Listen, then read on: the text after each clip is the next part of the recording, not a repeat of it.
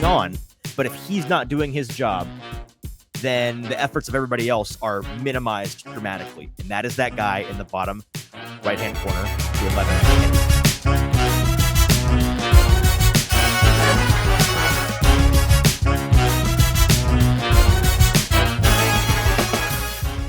Welcome into the Hot Read podcast for Friday, February what is tomorrow? The 9th. The 9th of February.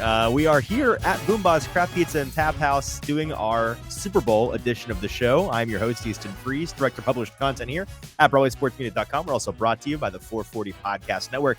And I'm joined in person, as I always am, by producer JT. JT, how are you? I'm good. And can you tell that we're almost out of football season? I'm wearing a hockey sweater tonight because we are at BoomBozz about to watch the Tampa Bay Lightning on ESPN. That's what I was very excited about. So yes, I get to watch. We are about to do that. We are about to do that. I will be watching for sure. Oh, okay. Well, you'll be along for the ride. But yes, as football season is almost over, we have one more game before 7 months of no football. Well, I guess that's not entirely true. How dare you? The XFL and the AFL merged. We have, what is it even called? The The UFL. UFL. Do you not have any UFL futures placed yet? No, I don't. Okay. So it's time to start watching hockey, and that includes my middling Tampa Bay Lightning. So I'm so excited to be back. It's time to start doing research on UFL team preseason. Yes, it's time for. We're talking about the Super Bowl today primarily because that is the one game left of the 2023-2024 NFL season. We talk about what we think is going to happen. We won't spend a ton of time on it because, listen, there's every show in the entire world in this space has done one of those. So we're just going to give a couple thoughts on it. And then big thoughts on the betting slate. Last year, we went 10-1, I believe, in the Super Bowl. It's going to be hard to beat that. We're going to try, though. We're going to try our best to go. We're not going to. We had special guest Alan Bell on the show last year, who is a professional bettor. We love Alan.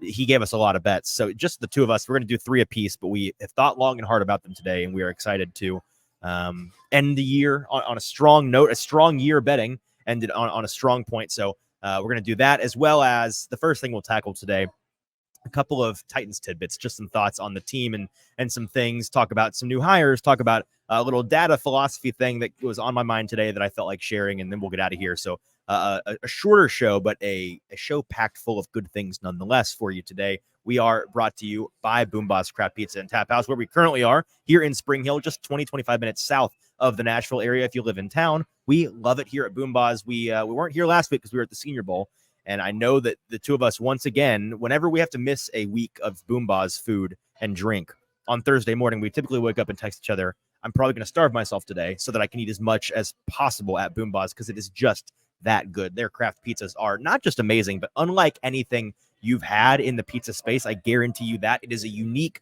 pizza experience, which is kind of rare. I mean, like, there's a lot of pizza and a lot of it's the same, but BoomBozz does it differently and in a fantastic way. They've got 3 locations in the Middle Tennessee area: East Nashville, Murfreesboro, and the location we call our home store here in Spring Hill. We love the people here. We love the drinks here. We love the sports watching situation here, and of course we love the food here. So check out a BoomBozz, whichever one's nearest you. Head on over, tell them that Easton and JT and the Hot Read podcast sent you, and we'd appreciate that. One more housekeeping thing before we get started, and for those of you that are listening with us live, we appreciate you being here. Do us a couple of favors. First of all, if you're watching on Twitter or on Facebook, leave those places. Go to Broadway Sports Media's YouTube page. It's Broadway Sports Media on YouTube. Hit subscribe. I know a lot of you aren't, because I'm not guessing. That's a fact. We see the metrics. A lot of you watch and are not subscribed, which is very silly of you because it is free to subscribe and it makes us happy. And so just do us one solid. We will give you content entertainment if you will, in return, trade us your subscription. Is that meme, the guy with the hands like this? He's like, here's the trade. I trade you one subscription, and in return, we will provide you entertainment. I feel like that's a pretty good deal for you. So we thank you for hitting subscribe, again, on Broadway Sports Media's YouTube page. And join us in the comments. We'd love to hear your thoughts on the Super Bowl, anything that you think may or may not happen in this game, what you're looking forward to, what you're hoping might not happen. All of that, we'd love to hear from you. Paul and Stoney already with us in the comments. Appreciate you guys being with us. Stoney, as always, is cooking up his dinner, watching our Thursday night show. He said cooking up some, what did he say? Some corn chowder? Chicken corn chowder. Sounds delicious. Stoney, we appreciate you being here. And Paul says that this is all making him hungry. Me too, buddy. And I'm going to have to sit here for the next hour and not eat and think about eating. So it only smells like delicious food in here. So how hard can that be, right? Okay. All of that out of the way. Let's talk about some Titans things real quick. Actually, non-Titans thing. I felt compelled to say it because we're trying to find things to talk about on today's show, and I thought it was hilarious. Did you see a guy climb to the sphere in Vegas yesterday? I did. I don't know. I don't know what the deal was on that. I never. Do we know the conclusion of this story? I don't. I didn't see any reporting on it. Somebody looked at the sphere in Vegas, the giant building that's a video board, and somebody had climbed to the top of it and was like at the top trying to figure out how to get down. That's fun, and I think probably best summarizes how the Super Bowl week in Vegas has gone. I know the media, was it you earlier today that told me maybe the NFL Super Bowl media week shouldn't be a thing just because that's chaos? That's what I said. I mean, from someone climbing the sphere to both Coach Kyle Shanahan and Tony Romo questionably questionably being intoxicated during media day, all the way down to real people asking Brock Purdy at his media day what he thinks about looking so much like Lee Harvey Oswald. Right. I think the biggest takeaway from Super Bowl media week is that Super Bowl media week should not be a thing. Brock Purdy lookalike Anna Fry broke. Brock Purdy lookalike Lee Harvey Oswald, murderer of JFK, woke. Apparently, the last thing I want to say, maybe this is a story waiting to break. I know last year when the Super Bowl, I believe, was in Arizona, right? The grass. Well, Jim Wyatt broke a story about a man scaling a building, and they had to get him down. Yep. And now we don't know how this story concluded on the end of the spear. Maybe Jim has the scoop and is waiting to give it to us. Do we know that it wasn't Jim? That is a great question. Because I have no idea. We're going to have to check some timestamps on some tweets. Yeah. We're going to see if he has an alibi on the internet. I'm not sure that he does. It may very well have been Jim, in which case that's epic. And I think it's a fantastic decision what he did, and I'm glad that he did it. Okay. Two comments that were made at Super Bowl Media Week is our transition here. From two players, one about to be in the league and one already a star in the league, T. Higgins and Brock Bowers. I wanted to address so that I could crush every fan's hopes and dreams on that, just kind of quash it like the mean-spirited person that I am on these things. Which one should we start with? The T. Higgins thing? You want to start with the T. Higgins thing? So was it the Sick Pod boys? Yes. The Sick Pod has a representative at Super Bowl Media Week. I'm not making fun of them asking this question at all. That is a reasonable question to ask. But they put on the internet their question to T. Higgins at the Media Radio Row, asking him about potentially coming to Tennessee as a free agent, joining up with Brian Callahan, a coach that he rants and raves about whenever he gets the chance. And I don't know exactly what T. Higgins said. I didn't get the quote for sure, but I know that it was something along the lines of, that would be cool. It'd be nice to play for a coach that I've already worked with and come home, because of course T is from the Tennessee area. And said some things that a lot of fans took and ran a country mile with. It's going to suck for y'all when he's tagged, because he's going to get tagged. Like, it's every coping mechanism that you see. And it's like an every other day thing at this point. Folks talking about, well, maybe this is why he's not tagged. Oh, did you see what the Bengals owner said about, or the GM said about the money situation, and a comment here, and T. Higgins, here they're going to tag him, man. They're going to tag him. And maybe they tag and trade, and then we can have a conversation. But like, the tag is coming. You are not going to sign him as a free agent. The Bengals are going to keep him. And if you want a reason why that video was kind of a thing, you shouldn't. You went and pulled it up right here earlier today. I think this morning, T. Higgins and Jamar Chase were on Up and Adams, Kay Adams show, both wearing matching leather jackets. Very buddy situation. Yep, they coordinated their outfits today, and she asked them about. I think she actually didn't ask. I think she just said, "I hope you guys stick together in Cincinnati." And they both said, "Yeah, that's the plan." Yeah, that's probably. It's almost certainly that's what we're gonna do. So just relax. Like that. Yes, it would be nice if the Titans could secure a talent like T. Higgins in free agency to help their wide receiver room. Is it going to happen? We are big on not. You've been wrong before by saying things in absolutes. So I was about to say we're big on. Maybe you should continue to say this because how people know how it works. Maybe say he's definitely not coming, and then it gives them even more hope. T. Higgins is not going to be, nor will he ever be, a Tennessee Titan. Maybe. Okay. That being said, now that we have that on record, it can be clipped if my magical powers still apply. I don't like absolutes, but in this case, it is very, very, very unlikely that he is a Titan this year. I'm not going to say forever, but in this current situation, they're almost certainly going to tag him. Now, do you have a thought on that before I talk about Brock Bowers? Yeah, and I think that with T, you're right. You were never going to sign him outright because there's no way on this earth that the Cincinnati Bengals are letting him walk for nothing. and that starts with the tag. Now, that will become an interesting thing when they either do an exclusive or non-exclusive Stoney, tag. you will never make $1 million. There you go. And then also Paul also saying, I'm coping from this conversation by being on strike. Can I just say this? If this ages as poorly as my last two very definitive statements have, we're going to do a show ASAP where it's just me taking requests for people to ask for things that I can accidentally make come true. And we're gonna charge, it's gonna be like a $4.99 door fee to get into the stream, because it's actually it's a wishing well that comes true. So just know that this is gonna be our big break if for some reason I'm wrong. Yeah, and as I was saying, when they eventually do tag him, it's going to be interesting to see if they do an exclusive or non-exclusive tag. And a tag and trade's not out of the realm of possibility. It's also very unlikely. Yes, it's very unlikely. It's very uncommon. It's more likely than him walking for nothing. Correct. And I mean, as we have seen from this off season for the Titans, right? A lot of uncommon things happening this season, off season already. Unexpected things happening. So anything is on the table, I think. But that one is pretty much for sure, in my opinion, kind of out of the realm of possibilities. Now, a guy that the Titans could have on their team, almost certainly, but I think will certainly not choose to do so. Brock Bowers, tight end. The number 1 tight end in this year's draft class out of Georgia. Stud athlete, stud prospect, superstar in the making, it sure seems.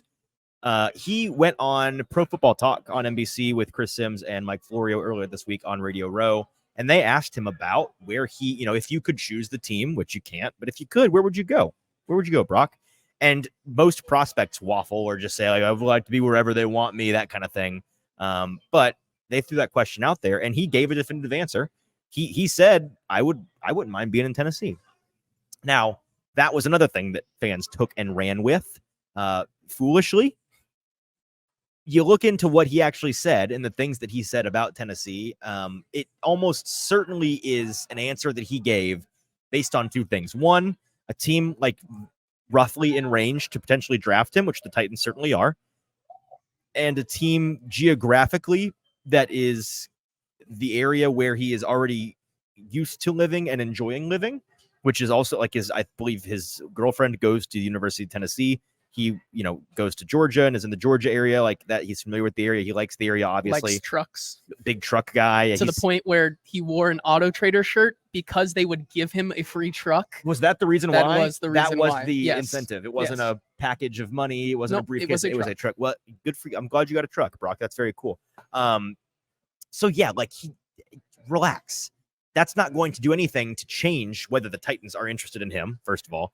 If you want to argue that there's a finders keepers clause here, and if a prospect wants to choose their team, they should be allowed to go to that team for free and the Titans retain their first round pick, I'm willing to hear that argument. I really am. I don't think that that's going to stand up in any court of law or with the NFL front office, but you're welcome to try it. Otherwise, the Titans are going to have to draft him at 7 or move back and pick him later, which if they when he said that, I think I tweeted out, oh no, this better mean they trade back to pick him if they pick him. Yes. Because if you pick him at 7, and we're going to have this conversation in depth later, so I don't want to dive too deep into it, but the basics of it is this. In a vacuum, Brock Bowers is a very, very high-end prospect. He's a very talented player that any team that ends up landing him is going to be lucky and happy to have on their team. He will probably be a difference maker early and often. That's in a vacuum. In the grand scheme of draft philosophy, and a lot of you all know this, it is an atrocious positional value decision to take a non-premium position such as tight end or interior offensive line that early in the draft.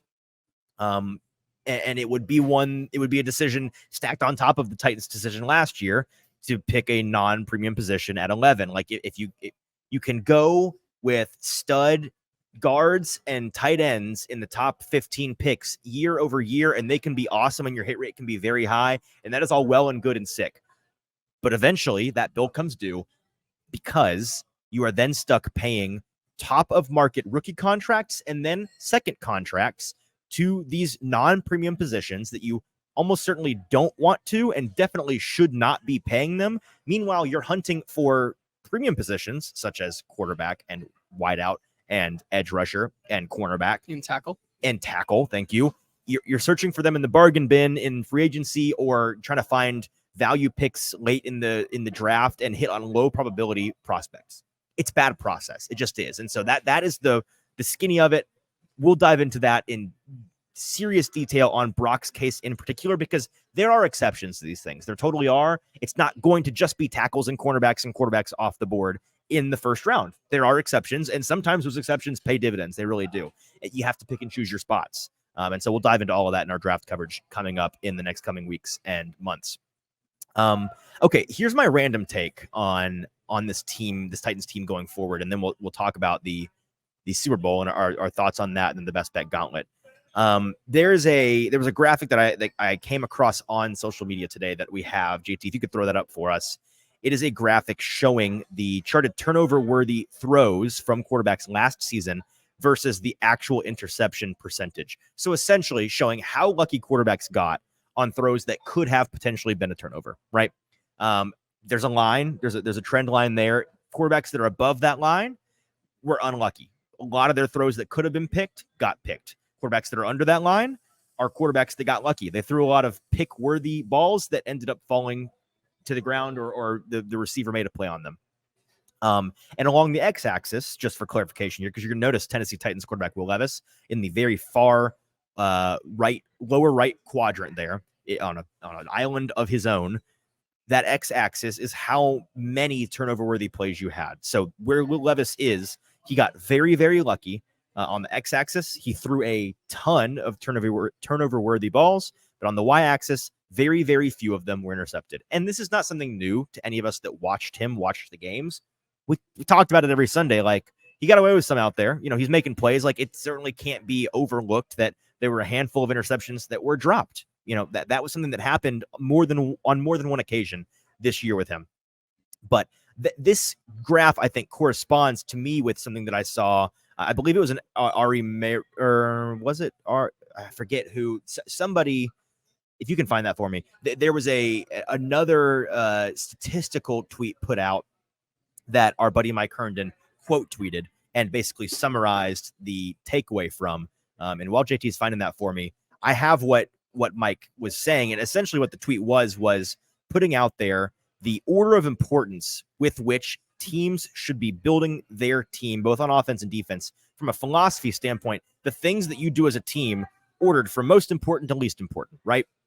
And it was okay. So it was Arjun Menon, who is a very, very bright guy in the NFL space. I believe he works with Sumer Sports, if I'm not mistaken. So shout out to Arjun for putting this out there. But Mike summed up the data in that tweet by ranking the 6 things you can do in order of importance. So from most to least important, here are the things that teams in the modern NFL should be prioritizing when they build their team and when their coaching staff installs a philosophy for the way that they play the game. Most important is passing efficiency, not success, not stats, efficiency. Efficient passing is the number one most important thing. Number 2 is avoiding turnovers. Also not shocking. Don't give extra possessions to the other team. Number 3 is pass defense efficiency. So the defensive inverse of that number 1 thing, right? How efficient is your defense at stopping the other team from doing the number 1 thing to have success? Number 4 is creating turnovers, the inverse of the number 2 thing, right? How good is your defense at getting your team extra possessions? And then 5 and 6 are the offensive and defensive elements of the run game. 5 is running efficiency on offense, and 6 is run defense efficiency. This list is not an opinion, right? This is statistically based. This is analytically based. It's on the data front, it is sound. This is, in the modern NFL, the most efficient way to operate as a team. If you do the things at the top better than the other teams, you're more than likely going to be a very successful team. And when you look at it, JT, and you think about what the Titans have been last year, but really we can say the last 2 to 3 years, what of those 6 things, there are 2 of them to me that stand out as identifying features of this Titans team of late. Which 2 are they? It would have to be, first of all, the running efficiency, right? Number 5, and then also the passing efficiency, I think. Oh, is that as a negative? Okay, so yes, that's not where I was going with it, but I agree that it was their lack of passing efficiency absolutely stands out. The 2 things for me that were like positive identifiers that I was pointing to, you were already along those lines: the running efficiency and the run defense. We talked about how this team's run defense was elite for a lot of the past 2 years, and their run game has been very, very good for half a decade at this point. But you're totally right. And I'm glad that you brought that up. They were particularly not just average, particularly bad at their passing efficiency. And even more so, number 3, their pass defense efficiency. And the reason I bring all of this up is to say this. If this Titans team is trying to take a step into the future, like they very clearly are saying they are trying to do, and their actions are aligning with that philosophy, this is the order in which they're going to prioritize their new team, their new ethos, their new identity. And they're going to have to get away from their strengths being number 5 and 6 out of 6, and their weakness being number 1 and 3. They're going to have to be a team, and that this was the idea behind, of course, bringing in Brian Callahan, empowering Ran Carthon to build a modern, analytically sound 2024 NFL team, NFL offense.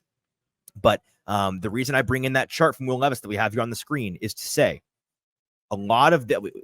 I wanted us to zoom out ultimately from what we've been talking about the past month, and it's been exciting. The new coaching hires, the promise of what this new team's going to be, and the vision, and all of these things. Ran Carthon, it's all good, it's all great.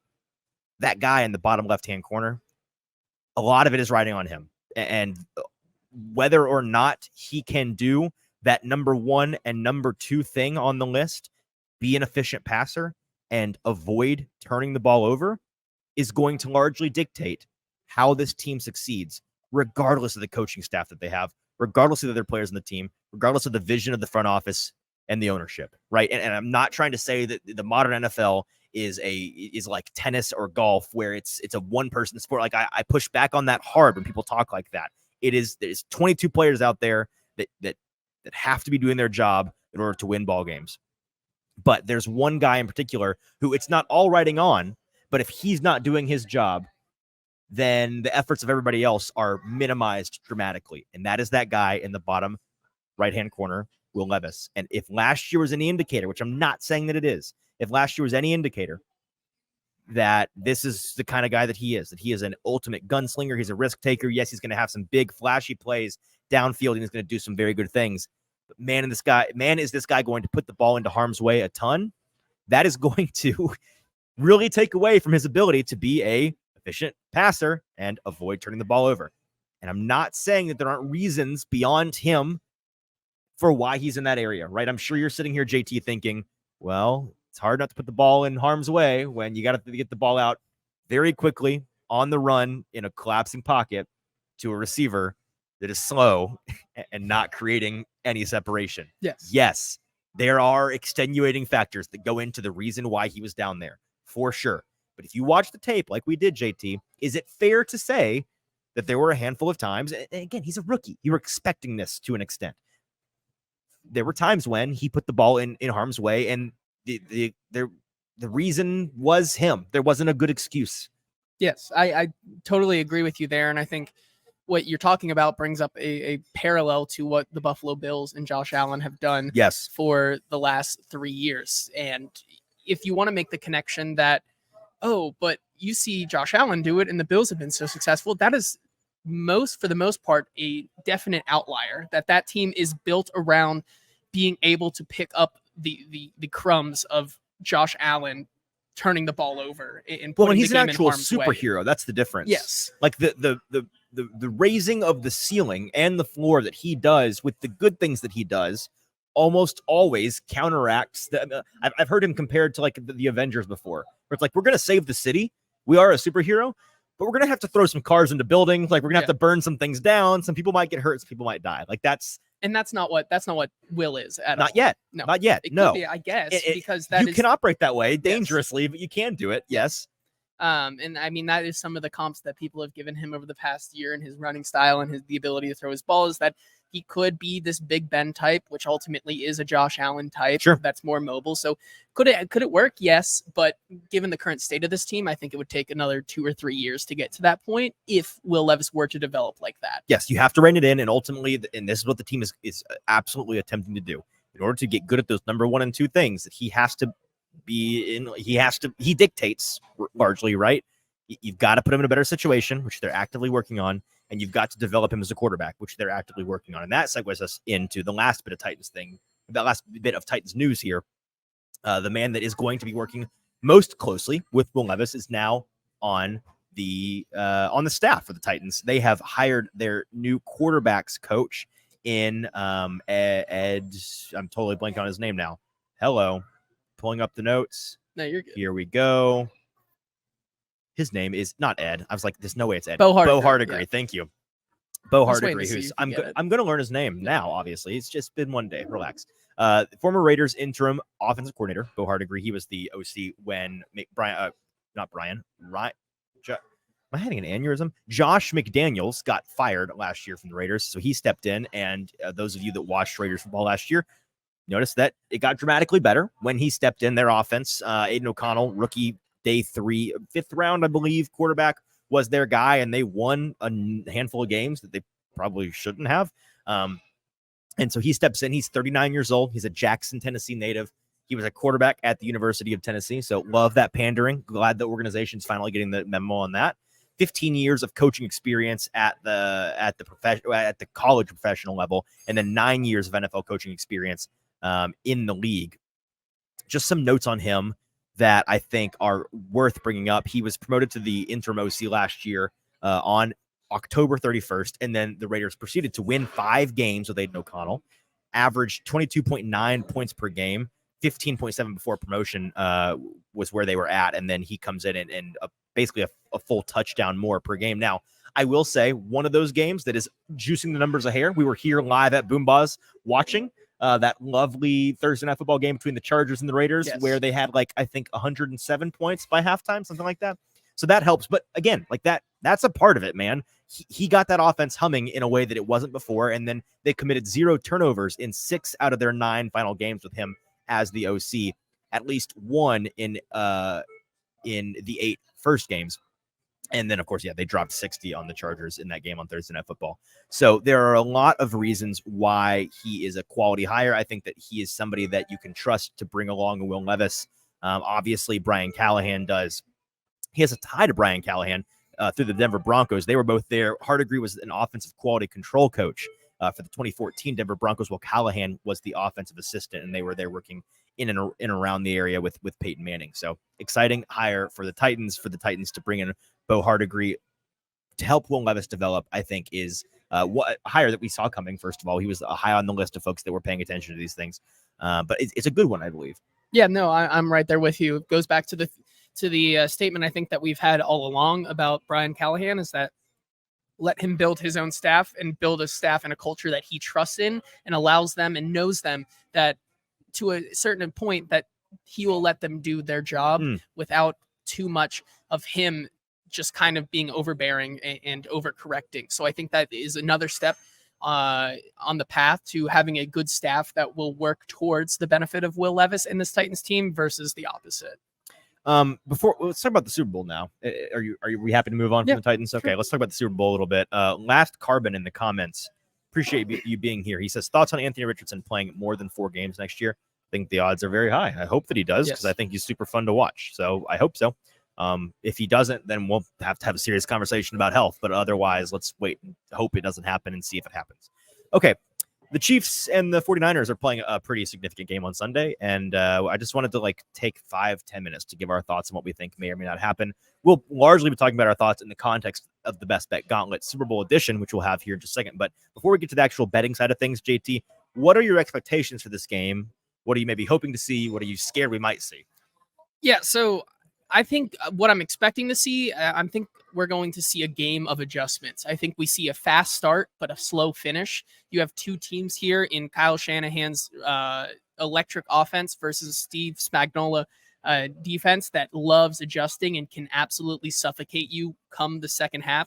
So I'm expecting the 49ers. You get a full 30 minutes in the locker room. And I heard somebody, a former Super Bowl winner, talking about how people don't realize, because it's overblown during the season about in-game adjustments. We tell people all the time on the show, man, it's hard. But in the Super Bowl, you could, he was saying that it was a guy that played on the Saints when they beat the Colts, and he said they had a first 15 plays coming into the game plan for offense, and then Sean Payton at halftime they schemed up a first 15 for the second half. That's the kind of thing you can do, and you can guarantee that Steve Spagnuolo is going to be doing that kind of thing, and Andy Reid's going to be doing that kind of thing, and Kyle Shanahan's going to be doing that kind of thing. Yes, and even that San Francisco 49ers defense, which I think a lot of people think is pretty evenly matched. I think Kansas City has the edge on defense, but it's still a pretty damn good defense that I think is going to. It's got a little brand name situation. It's got kind of like a little Dallas Cowboys offensive line where they were awesome for 5 years in a row. And so you just think that they perpetually are, but that was like 2 or 3 years ago. They're not I'll say this. The 49ers defense is not what it was when they met in Super Bowl a couple years ago. It is not as good as it was then. Is it bad? I don't think so. No. But it can be exposed in the running game, for example. I mean, the Lions last week, I think, hung 130 some odd rushing yards on them in a loss. So, yeah, and I think that in this game, it's going to be a game of adjustments. But you can definitely bet that this is Kyle Shanahan's 3rd time being here, second as a head coach, second as a head coach, once as an offensive coordinator. How badly do you think he wants to win this game? He wants to win this game really, really badly, considering notorious choker, the notorious choking, the narrative here from him for both the Falcons. And then I won't put the entire game on him in that Super Bowl, but it was a lot to do with a couple of his decisions. So I think he's going to empty every and all tricks out of his bag this weekend, and I think it's going to be an exciting game. Do you think that narrative gets to him in the sense, not just, hey, you haven't won yet, you're a defining coach of our generation, you should win a Super Bowl? He would. I heard somebody, I wish I'd written this down. If he loses this game, he will join a very exclusive list of coaches to have been to and lost this many Super Bowls and not have a win. They're good coaches. They're like Hall of Fame defining coaches, but they're a group of coaches that, like, yeah, you know their name and they're good and they're legends, but they're not Kyle Shanahan's. The way that he has impacted the game dramatically, far more than they have, he belongs in the tier with the guys that have won the game. Do you think it's going to get to him at all, this narrative of, well, in the first 2 games, they kind of lost because he got really conservative as a play caller and he played not to lose and then he lost? Do you think he kind of gets tilted on that front? And if it's close late or if they're up late, he is surprisingly aggressive as to not make, like, if I'm going to go down, it's not going to be in that same way kind of deal? I mean, it wouldn't surprise me. However, I think it could work in the opposite way. I think you were talking about, you had some concerns as we talk in the Best Bet Gauntlet that Kyle Shanahan might be conservative towards Brock Purdy and limiting the mistakes that he possibly could make. And so could it happen in the reverse where he starts too conservative and that's how you kind of let the game get away from you? You get too conservative. You only put up 10 points in the first 2 quarters. And let's say Kansas City puts up 27 or so in the first 2 quarters. That could happen. Sure. And then you're playing down from the entire game when you could have just played your game that you've played all season instead of choosing to do kind of like what the Ravens did and kind of play too conservative and try to play a whole different game that you don't know. That could be something that I think could work in the opposite way. But right now, I think I trust him to put together a game plan this time with what he has that will really lend towards their success. Honestly, my final thought on this before we talked about the Gauntlet, and you can just go with whatever you have left, is this. You mentioned the Ravens. And Kenneth in the comments says Chiefs win, blah. Are you going to watch the game, dude? Like, are you so burnt out on this that you don't even want to hear about it? Which is why I was so sorry. I don't think they're going to win, for the record. I won't be surprised. Obviously, I won't be surprised if they do, but I'm leaning Niners win. Which is why I'm about to explain why. So confused by, yes, most Titans fans were very happy to see the Ravens win or Ravens lose last week. But now you get to the point where it's like, oh yeah, the Chiefs are just going to win now. Wouldn't you rather now had the Ravens beat the Chiefs and then go against them now and back the 49ers instead of just kind of laying your head down and dying? Remember that time when I was very publicly vocal? Yeah, but we were very publicly vocal pro Ravens for this very reason, and folks said we don't care, and now suddenly they're like, I don't even want to watch the game anymore, man. Stupid shit. You asked for this, dude. You I know Kenneth in particular. You asked for this. So you don't get to blah. You have to watch and you have to like it. No, but here's the reason why I'm leaning Niners. And again, I think it's going to be a good game. I'm hoping for a good game overall. I want it to be close, and whoever wins won't surprise me. Honestly, it won't.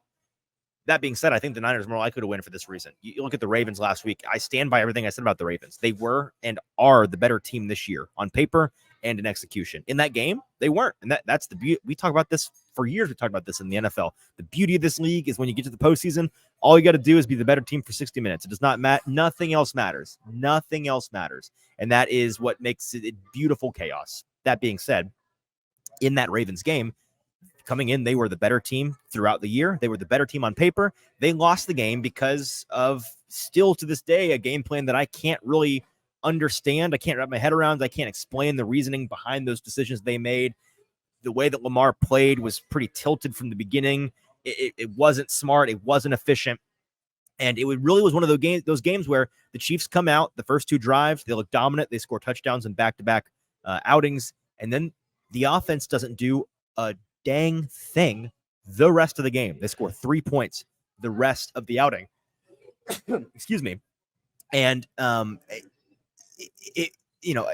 don't think I'm being a Chiefs hater really when I say I came away from that game frustrated, not just that the Chiefs had won, but frustrated that really it wasn't a game that the Chiefs had won. Really, like it was more the narrative coming out was, man, the Ravens really blew that. The Ravens lost more than the Chiefs won, if that makes sense. And I don't think that's being biased or unfair at all. Just look on paper. The Chiefs, they scored 2 touchdowns at the beginning of the game and then did nothing the rest of the game. And they just and to their credit, good teams do this. They let the Ravens make mistake after mistake after mistake, shoot themselves in the foot, make poor decisions, be inefficient, and play themselves out of the competition.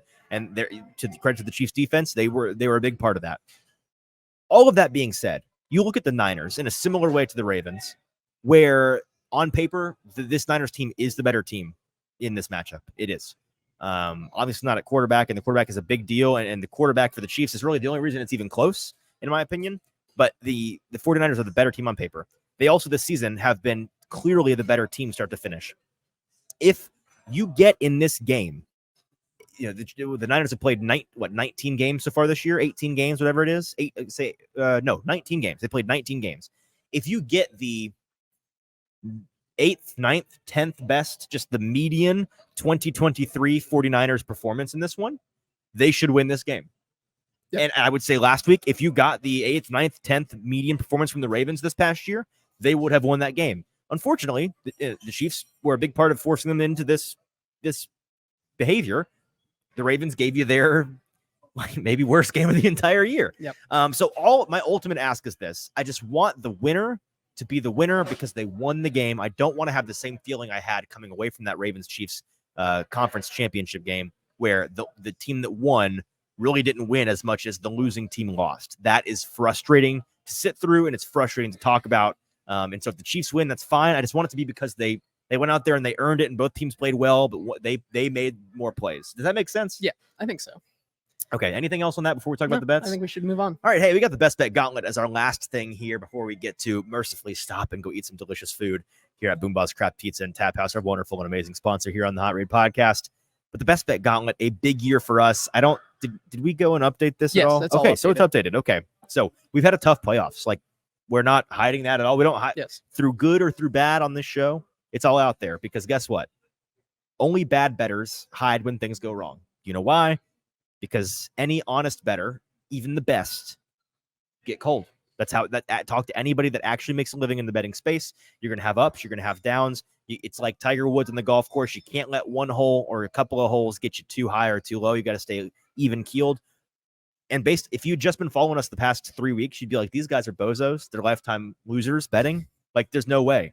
And yet, to prove my point, you look at the season on a whole, we have a losing record in the playoffs. And yet this year, we 123 if get money betting at above a pro clip. For my part, 59, 51, and 4. JT is 64, 47, and 3. So we're looking to finish strong here with 3 bets apiece in the Super Bowl.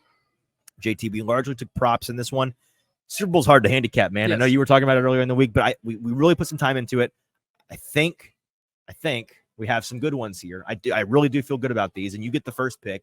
So where are you going to start out the Best Bet Gauntlet Super Bowl edition? Yeah, and just like you said, 3 picks instead of the normal 5, because obviously when you have 2 games, you can kind of start to look at different games and probably get 5 picks out of it.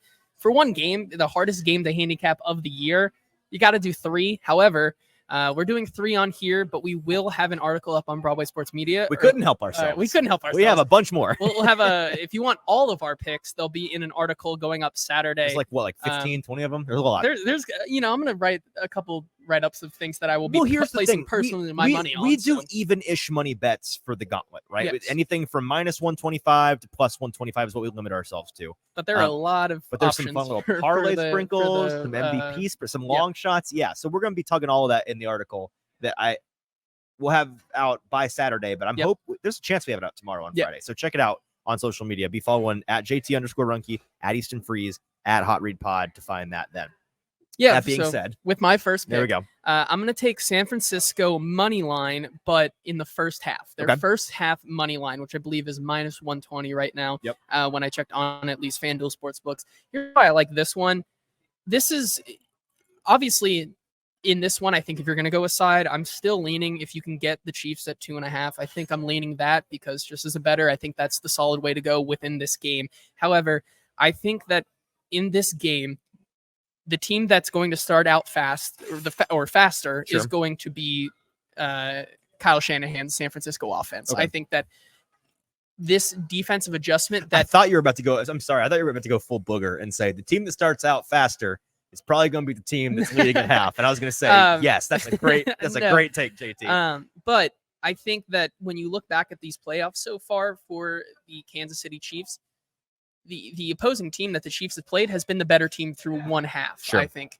And when you look at it, it's really been to the testament of Steve Spagnuolo to adjust in these games. And I think that is not going to be any different this week, which means I think that at least for the first half, we go into halftime saying that the San Francisco 49ers are up. And then that's where you start to, that's where I may be placing some money on Kansas City plus a little bit, right? 2.5, because as we've seen, this is a second half team, at least in the playoffs. It's kind of night and day that we've seen these two teams. Kansas City was not a second half team in the regular season, and all of a sudden in the postseason, that's where they've played their best football. That's where they played their most mistake-free football, and I think that's going to happen again in this game. So I'm going to take San Francisco money line in the first half. With my first pick of the Best Bet Gauntlet Super Bowl edition, I'm taking Patrick Mahomes under a half interception, which is -110, I believe, on FanDuel or DraftKings, one of those two, one of the big books. -110 for Patrick Mahomes under a half interception. I don't think he's going to throw one for these reasons. Very simple. 0 interceptions in his last 6 playoff games, 7 in his entire career. Most of them were very early on. Most of them were in game. Like I think he had 2 or 3 in that Super Bowl against the Bucs, where that defense was just eating them alive. I don't think that's going to be the case in this one. And then a couple when he was younger and just making more rookie mistakes. Recent playoff history shows that this is a guy that has evolved. He's matured. He's gotten to a point as a passer where he knows the number 2 tenet in the modern NFL is you got to not turn the ball over. A common theme with my bets this week also is just going to be how much I think this is going to be a pretty run-heavy game. I think that the run game for both of these offenses is going to be a big part of the offensive success for these teams. I don't think that they're going to be passing the ball a ton. I think it's going to be kind of some Titan style, vintage Titans. We're going to run the ball and we're going to take some big opportunistic shots downfield. We're going to have those splash plays, but it's not going to be a very high volume passing game. So give me Mahomes under a half interception because he's had none in the last 6 and because of that run heavy script. For my next pick here, I'm going to stay with Patrick Mahomes here, and I'm taking Patrick Mahomes over 4.5 rush attempts this week. And this and my next one are kind of based on the same principle in this game, and that is that if the Chiefs want to move the ball down the field through the passing game, they really only have 2 options, which is Rashee Rice and Travis Kelce, both guys who have been able to eat up zone coverage the entire season. Yep. 49ers play a lot of zone coverage, and I expect them in this defense to try the best to their abilities to double team Travis Kelce and Rashee Rice. And I think what that leads to in this game is that you see these guys not getting open. Patrick Mahomes starts to feel the pressure. He starts to extend plays a lot more than he usually does, and I think that's where you start to see him scramble in these games. We know he likes to scramble a lot more in the playoffs and extend those plays versus the regular season. And so I think with that, with them giving so much attention to Travis Kelce and Rashee Rice, I think Patrick Mahomes is going to have the ability to move a lot more. So I'm going to take the over on his rushing attempts, 4.5. Hey, and just some numbers to bolster that, by the way. He's gone over 4.5 rushing attempts in 9 of his last 15 games. And in all 3 of his previous Super Bowl, he's gone over that number. He seems to just kind of empty the chamber. 9, 5, and 6 rush attempts in his first 3 Super Bowl attempts. So I like that one a lot. I'm going to stick on, actually, no, just kidding. I lied. I wrote it down wrong. I'm going to be going to the 49ers side of the ball here with my second pick of the Best Bet Gauntlet Super Bowl edition, taking Deebo Samuel over 79.5 rushing plus receiving yards. So all-purpose yards, 80 or more for Deebo for these reasons.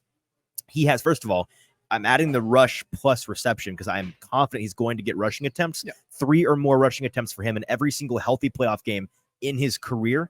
The line is currently at 2.5 too, so that's a good one also to look So if you want to take the 3, there you go. Every healthy game he's ever played, which we know that he is healthy right now. He's fully healthy. He's had 2 weeks off. He had 96 all-purpose yards 2 weeks ago against the Lions. So that game obviously went over. He's gone under that 78 point. I actually just kidding. It's 78.5 rush receiving yards, not 79. So he's gone under that number in 4 of his 11 playoff career games. One of those he was hurt in, and one of those he had no quarterback. That was the Eagles game last year where there's nobody to throw the ball to him. So this Chiefs defense for their part is built to stop outside receivers, right? They've got some really nice corners that can live on an island. And so I think there's maybe going to be some less of Brandon Ayuk and some more of Deebo in this game. I think it's going to be a big Deebo game. I think it's going to be a game where Kyle Shanahan is leaning heavily on his explosive elite athletes like Deebo Samuel. He's a big game player. I think this is going to be a big game for him. I think he's going to have 80 or more all-purpose yards. Yeah, and then for my final pick, let's take a trip down memory lane real quick to last year and look at our bets last year. We went 10-1, and the one player who did not cash for us was Marquez Valdez-Scantling last year. You going back to the well? I think we're going back to the well for a little bit of redemption here. I'm taking MVS over 1.5 receptions in this game. In his last 7 games, he's had at least 2 targets or more in those games, and kind of along the lines. This San Francisco team likes to play a lot of zone coverage, which means that they are going to try to double team Travis Kelce and Rashee Rice as much as possible, which leaves only really one option, I think, on this team, which is Marquez Valdez-Scantling, who is actually really, really good against man coverage, which I think he's going to get a lot of on the outside because it really is him, Justin Watson, and that's it. Yeah, so if you're going to go to one of those two, you're going to go to MVS. And so this is a bet, really, I think he's going to get the targets.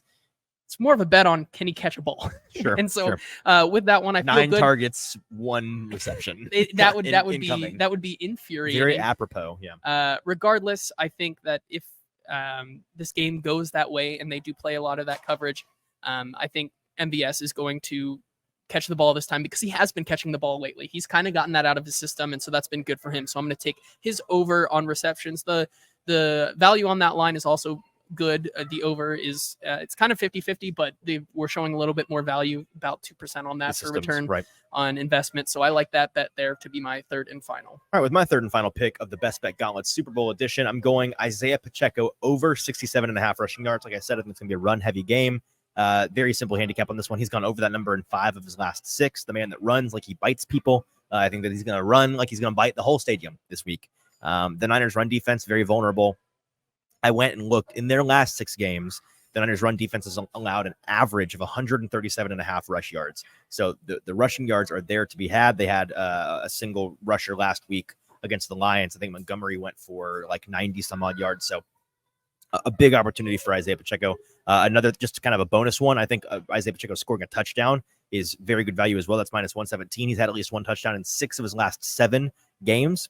So that run heavy script against the weak 49ers run D, I'm going with Pacheco over 67.5 rushing yards. And so those are our 3 each picks for the Super Bowl Best Bet Gauntlet. To recap, JT has San Francisco first half money line, Patrick Mahomes over 4.5 rushing yards, and Marquez Valdez-Scantling rushing attempts. Over 4.5 rushing attempts, over 4.5 yards. I like that one too. For the record, I don't think we got a very good price on that one, but I like that bet. And then Marquez Valdez-Scantling over 1.5 receptions. For my part, I've got Mahomes under a half reception, so no interceptions. Goodness, no interceptions for Patrick Mahomes.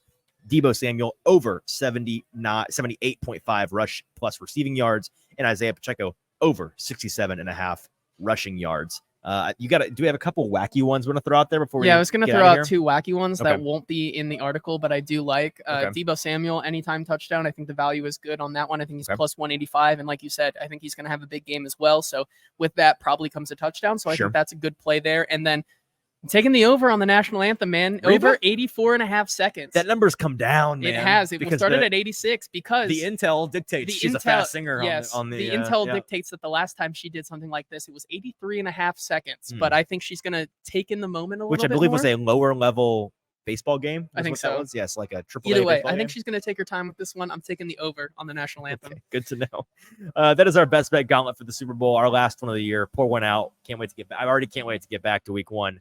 And that is our show for today. Appreciate everybody that tuned in live with us. Make sure you're subscribed on Broadway Sports Media's YouTube page. Make sure you're following us on social media at Hot Read Pod. JT and I are going to go eat and talk about what we're going to do for draft season. We've got some big ideas. We're going to chart all that out. We'll be diving into that head first come Tuesday, which is when we'll be with you next. Until then, for producer JT, I'm your host, Easton Freeze. This has been the Hot Read Podcast. We'll talk to you next week. Enjoy the Super Bowl.